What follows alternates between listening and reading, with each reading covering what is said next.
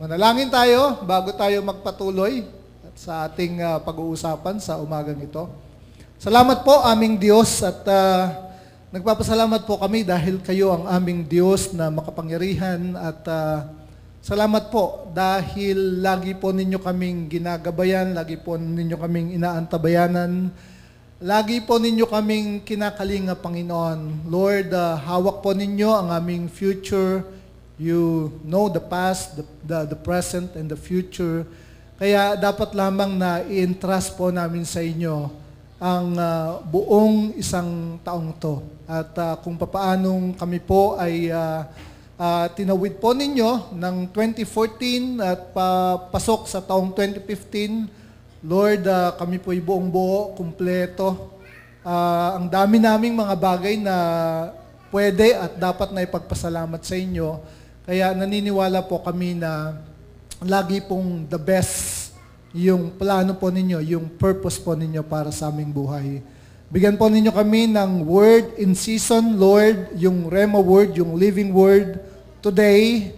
Lord, our hearts are expectant at bigyan po ninyo kami ng isang salita po ninyo or pangako po ninyo na pwede po naming panghawakan. Ito yung aming magiging Rema word, magiging living word, O God, na panghahawakan po namin etong buong 2015, O Lord. Salamat po sa patnubay, gabay ng inyong Santong Espiritu sa amin sa umagang ito. Sa inyo po ang papuri, aming Diyos, sa pangalan ni Jesus. Amen and Amen. Okay, so simulan natin. Diba? So, meron ba sa inyo naniniwala sa feng shui? Diba? So, isa yan dun sa mga parang in demand, yung mga feng shui experts kapag papasok yung bagong taon or nagsisimula pa lang yung taon. Kasi people are in expectancy na ano yung mangyayari itong 2015. Diba? Kaya nga naglalabasan, diba, yung iba't ibang parang mga, anong tawag dito? Predictions. Prediction sa politics, prediction sa entertainment, 'di ba? Sa yung mga artista at kung ano-ano pa. 'Di ba? Tapos yung mga nagpapagawa ng bahay, 'di ba? Merong may mga pwesto-pwesto yan kung saan mo ilalagay dapat ang kwarto, saan dapat ilalagay ang sala at kung mga anik-anik pa.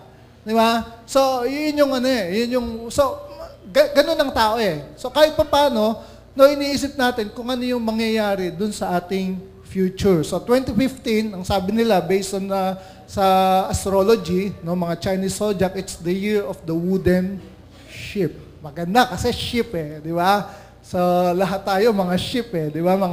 Mga tupa tayo ng ating Panginoon. At ang sabi nila, sabi lang naman nila ng mga feng shui, of course tayo hindi naman naniniwala doon because yun na nga, we base our future, yung ating destiny in the hands of God.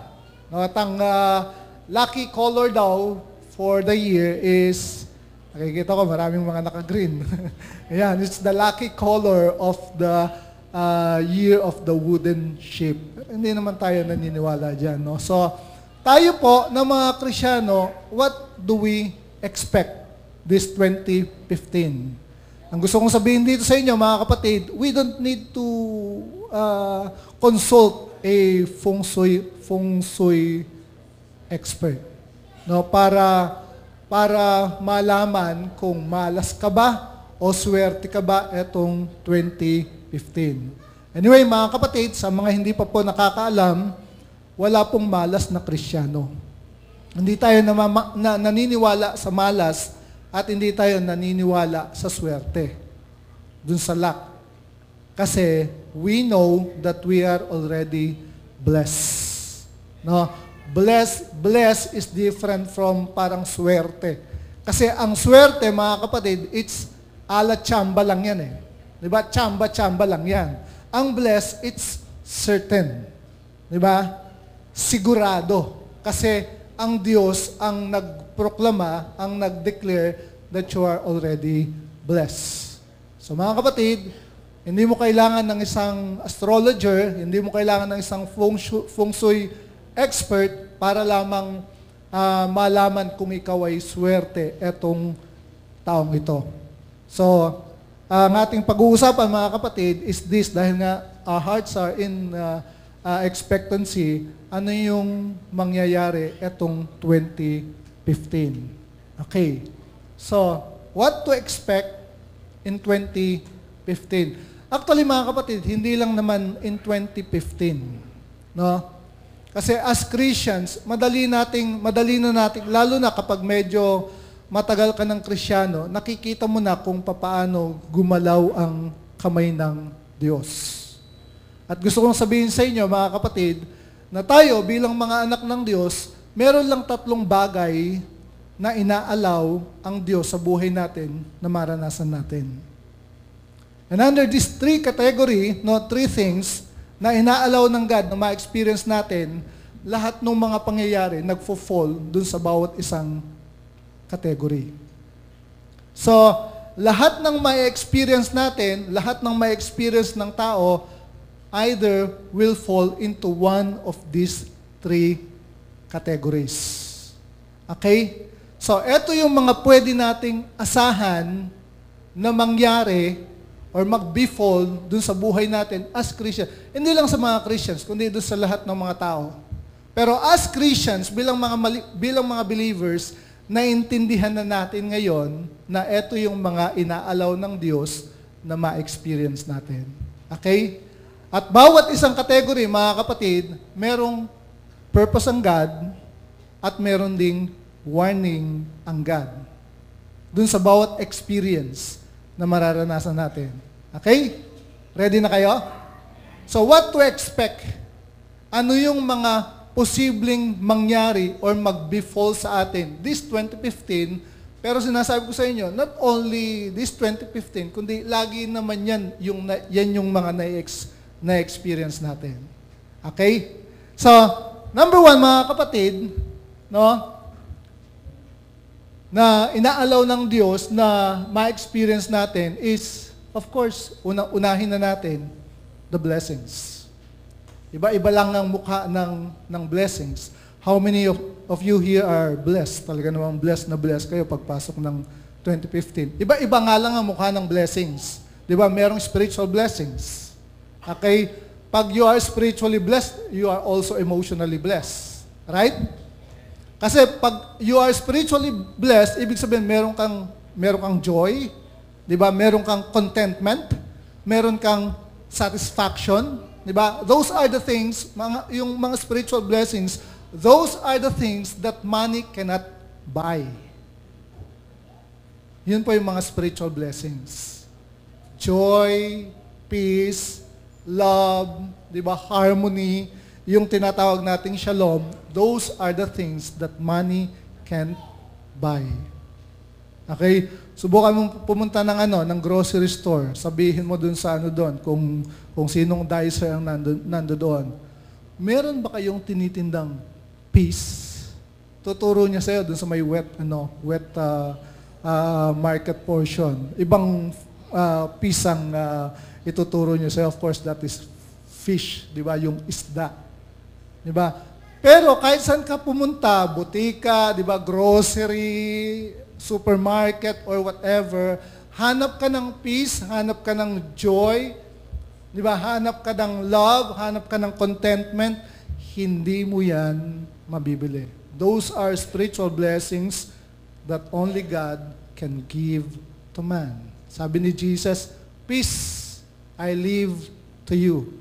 It's the peace that the world cannot give. My peace, sabi niya, I give unto you.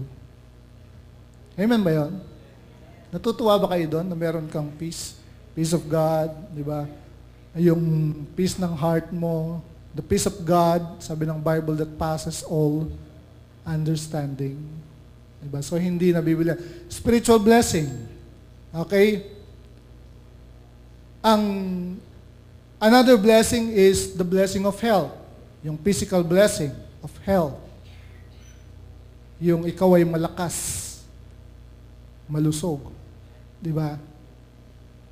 na pagsapit ng bagong taon, kinabukasan ng auno, tinas mo yung kamay mo sa Lord, hallelujah, praise the Lord. Tinignan mo yung mga daliri mo, 10 pa rin. 10 mga daliri. Kumpleto pa. Di ba? Malakas ka. Nakakapagpuri ka sa Panginoon, nakakalundag ka. Okay, naigagalaw mo yung kamay mo, yung paa mo, di ba? Nakakapaglakad ka. That is physical blessing. Health, kalakasan, kalusugan. Yung ikaw ay malakas at malusog. No, yun ay blessing from God. Tama ba yon? Kasi ang daming mga tao na merong pera, pero wala silang health. Hindi nila na-enjoy, di ba, yung healing at saka yung health. So malaking bagay yan. Amen? Lahat ba ng nandito malakas, malusog, walang sakit? Praise God. So, blessing niya. Di ba? Physical blessing. Ano pa yung ibang blessing na nare-receive natin from God? Ano pa? Aside ng spiritual blessing, physical blessing, ano pa?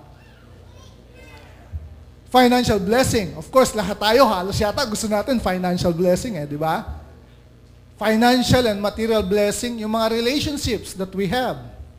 Di ba? Yung ating family, that is a blessing from God. Yung friends mo, di ba? That adds value to your life. Yan ay mga blessings. So, ang dami yan. Di ba? So, this year, 2015, we can expect na i-allow ng Panginoon na maranasan natin yung continuous flow ng kanyang blessings. Tama?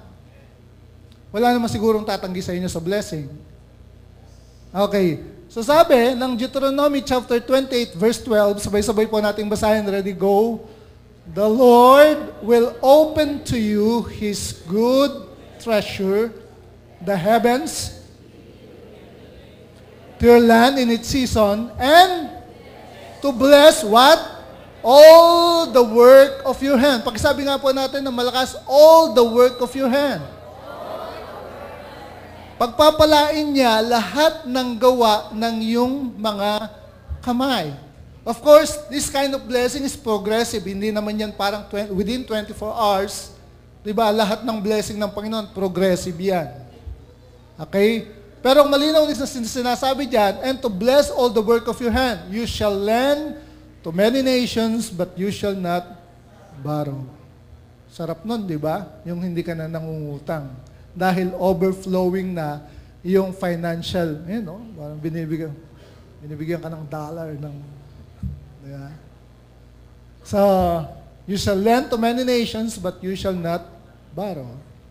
Okay? Ito pa, sabi ng James, chapter 1, verse 17. Ano yung sabi niya? Every good gift and every perfect gift is from above. Okay? And comes down from the Father of lights, with whom there is no variation or shadow of turning. In other words, hindi siya nagbabago. Hindi pabago-bago ang isip ng ating Diyos. At sabi niya, lahat ng good gift at perfect gift, lahat yan ay nanggagaling sa Kanya. Of course, we all know, hindi ko na sinama dyan yung Jeremiah. For I know the plans I have for you, sabi ng Lord, plans to prosper you, to give you hope and a better future. Diba? So, yan yung isang bagay na inaalaw ng Panginoon na ma-experience natin in life, the blessings of God. Ano yung purpose? Ano yung purpose bakit inaalaw ng Panginoon na maranasan natin yung kanyang blessings for us to enjoy life? No? To enjoy life. He gives us all these things, sabi ng Bible, for us to enjoy life. Parang so that we will have a taste of heaven while we are here on earth. Kasi mga kapatid, kung hindi tayo binibless ng Panginoon dito sa buhay na to, parang parang after nating nasa sa Kanya na, anak na tayo ng Diyos, part na tayo ng kingdom of God, di ba, nandun na tayo dun sa Kanyang kingdom, and we are not experiencing His blessing, di ba, His plan, His purpose, parang ang sinasabi nun, madamot ang Diyos. Parang naghihirap ka na dito sa ibabaw ng mundo, baka pagdating dun sa Kanyang kaharian, ay naghihirap ka pa rin. Hindi ganun ang Diyos. That's why He is allowing us to experience His blessings. Malinaw po yon? He is allowing us to experience His blessing. Why? So that we will have a taste of heaven on earth. Thy kingdom come, Thy will be done on earth as it is in heaven. Kung ano nangyayari dyan, mangyari dito. That's the will of God. Doon sa senior kanina ni Sister Bessie, from the beginning, that's the original purpose and intention of God for man. Yung paradise, Garden of Eden experience. Nasira lang yon because of the entry of sin. So yun yung purpose why God is allowing us to experience His blessings. Amen? Pero may warning din yon. Sabi ko sa inyo, bawat experience, merong purpose at merong warning. Ano yung warning ng God sa atin kapag na-experience natin yung blessing? Ang warning kasi, kapag nandun ka na, dun sa pinagpapala ka ng Lord, baka ang tendency, makalimot ka. Ang tendency, maging complacent ka.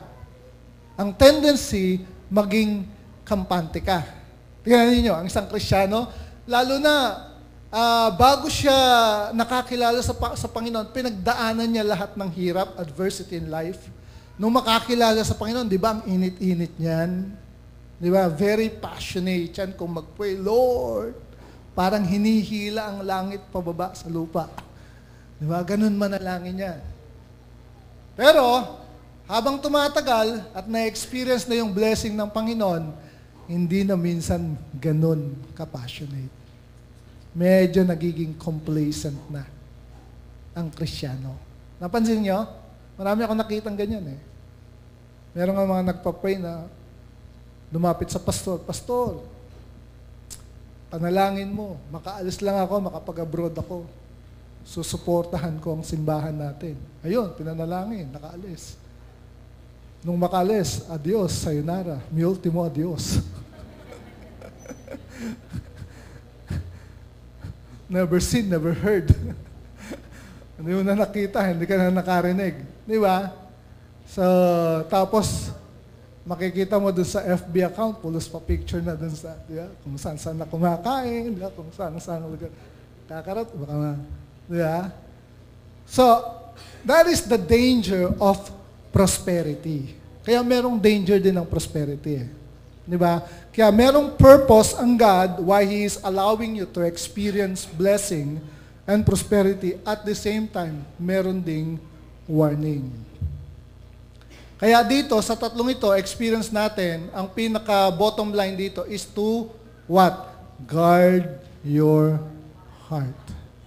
Babantayan mo yung puso mo as you go along and experience these three things na inaalaw ng Panginoon na maranasan natin sa ating buhay. So, blessing. Amen? Ano yung purpose ng blessing? Para ma-enjoy natin ang buhay and we would taste a bit of heaven on earth. Ano ang warning? Huwag maging complacent. Huwag maging kampante. Diba? Kapag nararanasan mo na yan, huwag kang magiging petik-petik. Total, blessed na ako. Hindi ko na kinakailangan mag-pray, hindi ko na kinakailangan mag-fasting, hindi ko na kinakailangan umattend ng church, di ba? Hindi ko na kinakailangan mag-serve, hindi ko na kinakailangan mag-undergo o mag-serve sa isang ministry. Di ba? So, warning yon, warning. Okay? So, blessing. God allows us to experience blessing. So, etong 2015, you can expect blessings from the Lord. May mga pagpapala ka na marireceive, spiritual, emotional, physical, financial, material, sa relationship mo, etc., etc. Iba-iba lang yung mukha niyan. Pero blessing yan from the Lord. Okay? Amen ba yun? Nandiyan pa kayo? Now, kung hindi naman blessing, mga kapatid, kasi not all the time, nandun ka dun sa blessing states. Alright? Malinaw ba yun? Hindi sa lahat ng pagkakataon, nandun ka dun sa blessing states. God will allow you to parang experience another thing dun sa buhay mo. So, pwedeng blessing, mga kapatid, and pwede rin naman na ang maranasan mo is ayaw na natin to. Trials. Diba? Kasi, bakit merong trials? Bakit? Kasi, mga kapatid, kung ang iaalaw lang ng Panginoon na maranasan natin in this life is blessings, sana wala ng mga Kristiyano or mga anak ng Diyos na dumadaan dun sa adversity. Sana wala ng mga Kristiyano na nakakaranas pa ng pagkakasakit. Sana wala ng mga mananampalataya, di ba, alam naman natin na meron silang pananampalataya, pero makikita rin naman natin na meron din mga mananampalataya na nagkakaroon ng cancer. Tama ba yon? Meron din mga believers na merong sakit sa puso or whatever kind of sickness they have. Kaya, mga kapatid, hindi lang blessings ang nare-receive natin in this life, but God also allows us to have what? Trials. Testings. Adversity. At, mga kapatid, ayaw natin yan. Kung po pwede lang i-eliminate yan, di ba? I-eliminate natin eh. Lord, wala nang trial, wala nang testing, wala nang adversity. Fullest blessing na lang. Sino sa inyo ang nagpipray, ganun na lang? Di ba? Kasi we don't want, ayaw natin na makaranas ng discomfort dun sa ating buhay. Ayaw mo nung nawawalan ka ng pera. Ayaw mo nung nagkakaroon ng sakit sa iyong pamilya. Di ba? Ayaw mo ng mga pagsubok dun sa buhay. Pero the fact, mga kapatid, is here in this life, we will experience trials. And again, sasabihin ko sa inyo, bawat bagay na inaalaw ng Diyos na mangyayari sa buhay natin, merong purpose at merong warning. Malinaw? So, hindi lang blessing, merong trials. At may mga pagkakataon, mga kapatid, na dumadaan tayo sa trials. Sino sa inyo hindi pa dumaan sa trial? Pag-pray ko na dumaan kayo.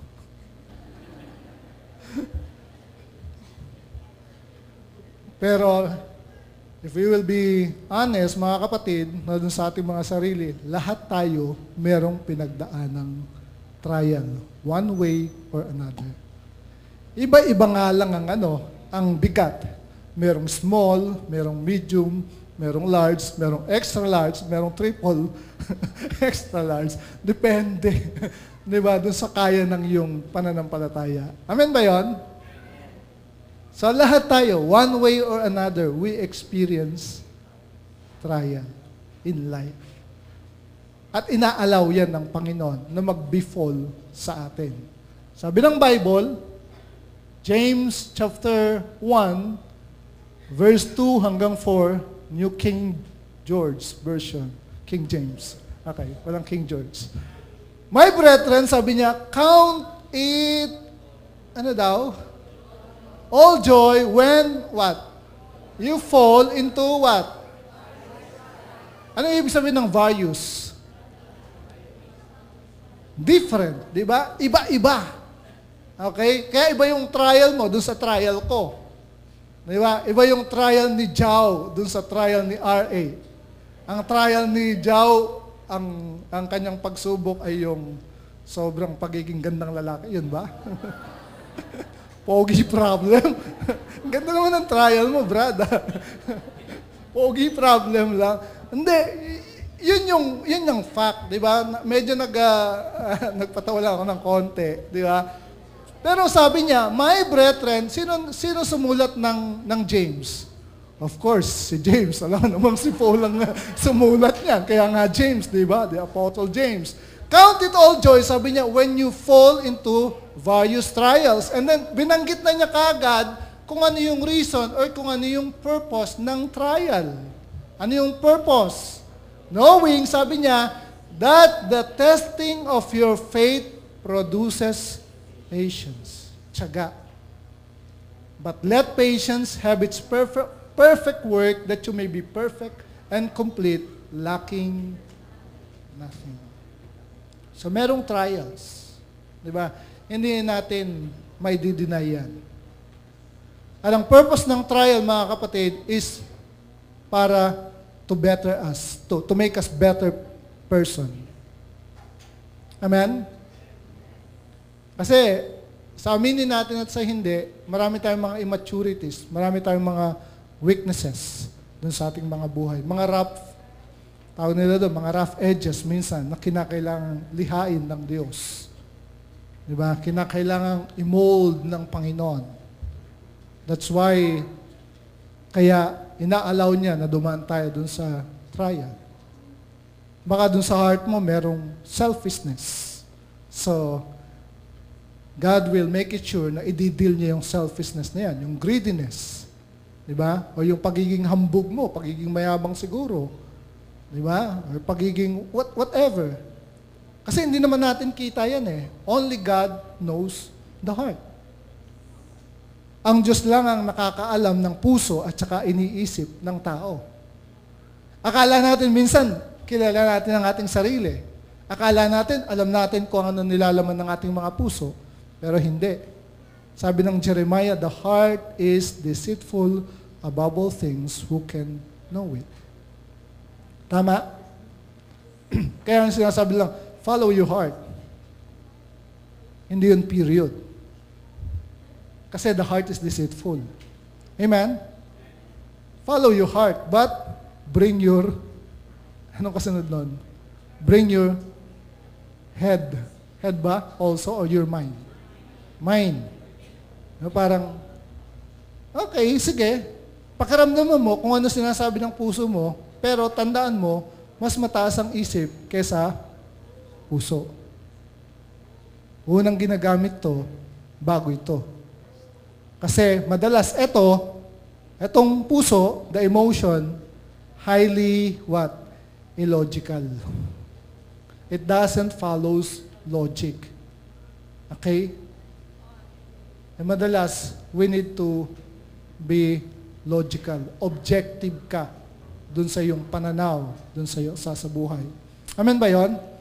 So, ang purpose, mga kapatid, ng trial is to make us better person. Para strengthen ang ating pananampalataya. Amen ba yon? Masasabi mo ba na ikaw ay better person today than yesterday? Masasabi mo bang ganon? Are you a better person today than last January, ano ngayon? 4? January 4, 2014. Sino makakapagsabi na mas better person siya today than last year, last January? Sino makakapagsabi ng ganon? Dahil doon sa mga pinagdaanan niya, dahil doon sa mga naging experience mo in life, dahil doon sa mga pinaranas ng Panginoon sa iyo, are you a better person today than yesterday? O ganyan ka pa rin? Ano na yung pelikula? Ganito kami noon, ganito kami ngayon, paano na kami ngayon? Parang ganon, di ba? So, hindi ganon ang purpose ng Panginoon. Mga kapatid, ang trial parang wilderness yan eh. Di ba? Ang Israelites nagpaikot-ikot sa wilderness. Ilang taon? 40 years. Sabi nila, yung dapat yung 40 days, it takes them 40 years. But inalaw ng God na 40 years silang magpaikot-ikot. Samantalang yung en route, di ba, to Canaan, it would only take 40 days. Bakit nagpaikot-ikot sila ng 40 years? Anong reason? Yun nyo alam? Ang answer, hindi nila natutunan yung kanilang lesson. They did not learn the lesson nung wilderness. So, ganun din mga kapatid, sasabihin ko sa inyo, kapag inalaw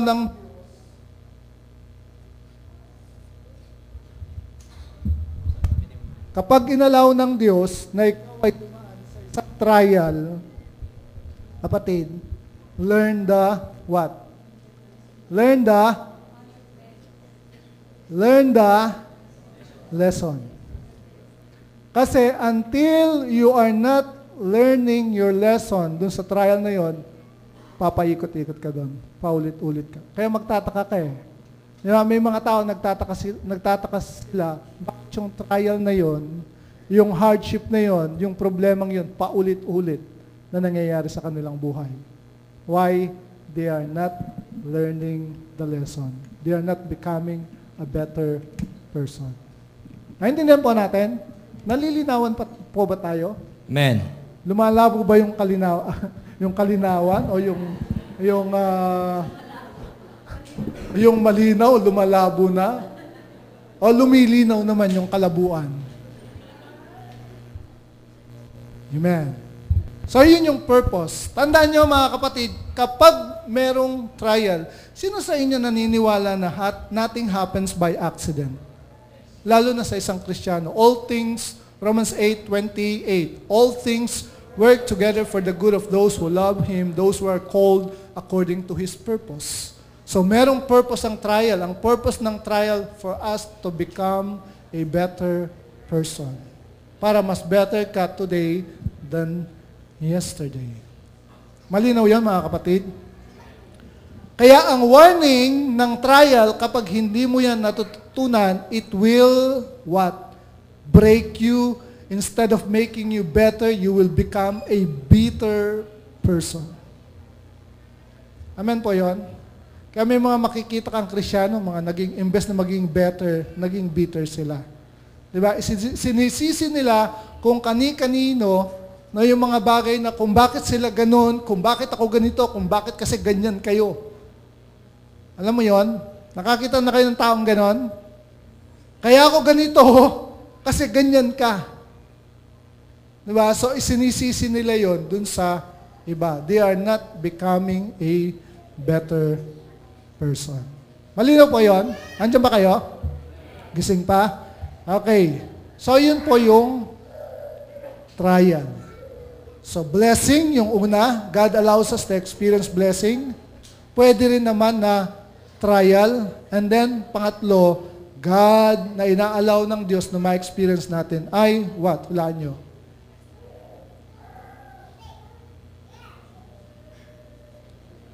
Temptations.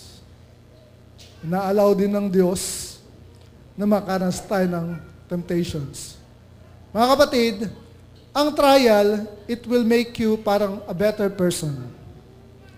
Ang temptation, it will cause you to sin. Naintindihan po natin? Kapag merong temptation or tukso sa Tagalog, kapag nag-yield ka or nag-give in ka dun sa temptation, di ba, it will cause you to sin. Nawawasak, nasisira yung relationship mo with God, yung relationship mo with other people, yung fellowship mo with God, fellowship mo with other people. So, ina-allow din ng Panginoon ang temptations na dumating sa ating buhay. Anong sabi ng Bible? 1 Corinthians chapter 10, verse 13. Sabay-sabay po nating basahin. No temptation has overtaken you except such as is common to man. But God is faithful, who will not allow you to be tempted beyond what you are able. But with the temptation will also make the way of escape that you may be able to bear it. Kapag natukso, nagkasala ang tao, sino tinuturo niyang may kasalanan? Ha? Sino tinuturo natin na may kasalanan? Either ibang tao, di ba? O kaya si devil. Sinasabi natin, the devil made me do it. Parang tinulak ka na lang bigla, ng ganon. Kaya ikaw ay natukso, kaya ikaw ay nagkasala. Pero ang purpose ng temptation, mga kapatid, is for us to really depend on God. Amen? Para tayo ay magdepende sa Diyos. Kasi tayo mismo bilang mga tao, mahina tayo sa temptation. Imagine mga kapatid, si Adam at saka si Eve nasa isang perfect environment. Pero natukso sila. Tayo, wala tayo sa perfect environment.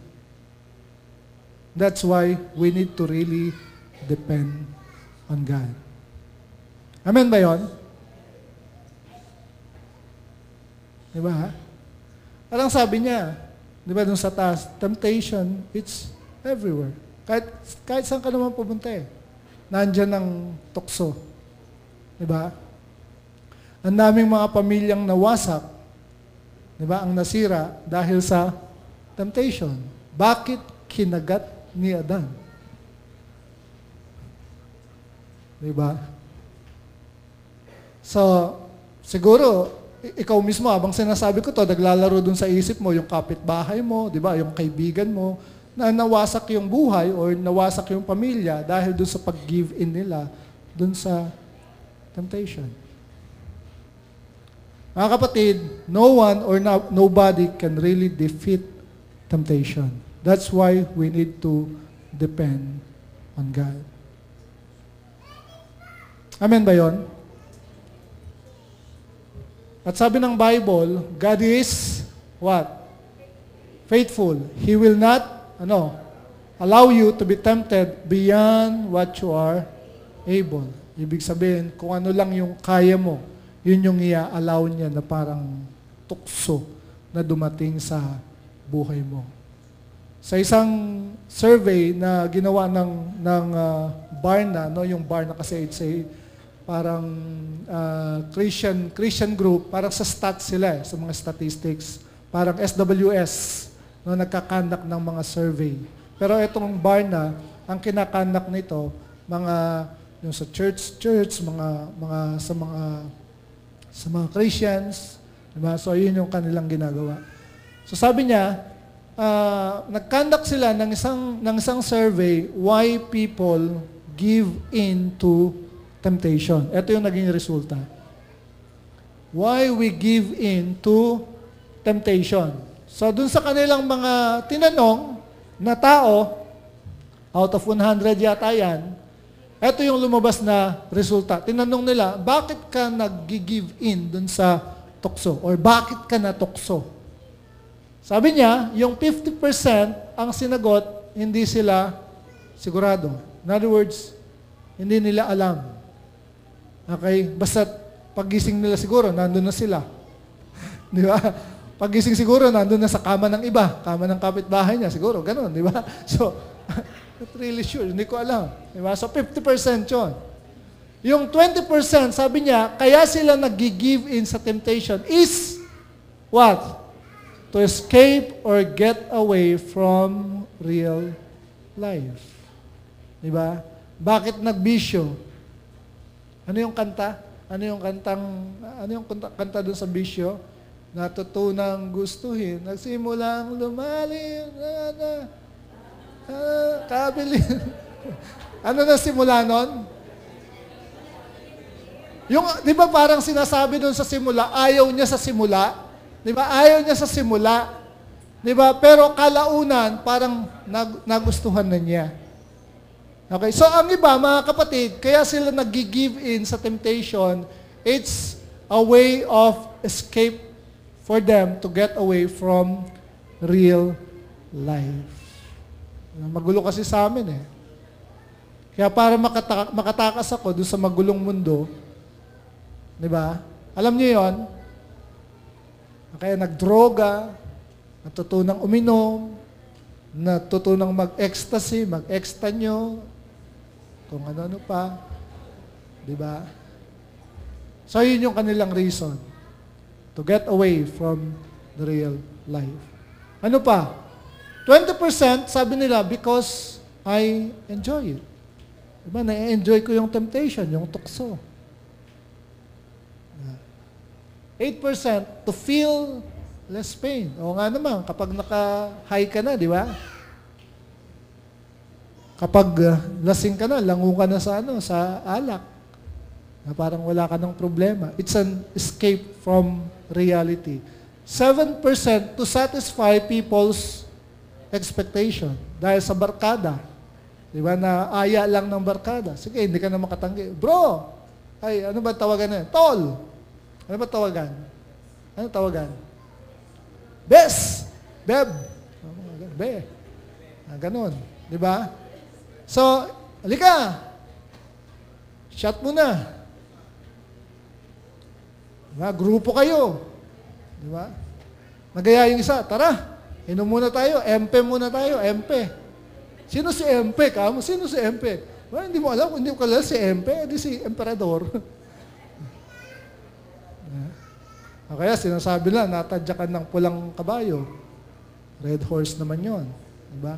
So, to satisfy people's expectation, 2% to take a shortcut to success, 1% not enough willpower, 1% human or sinful nature. Mga kapatid, wala naman talaga tayong laban sa sa tukso sa temptation But, merong but doon. Okay, but, kung magde-depend tayo sa Diyos, we will ask for God's strength.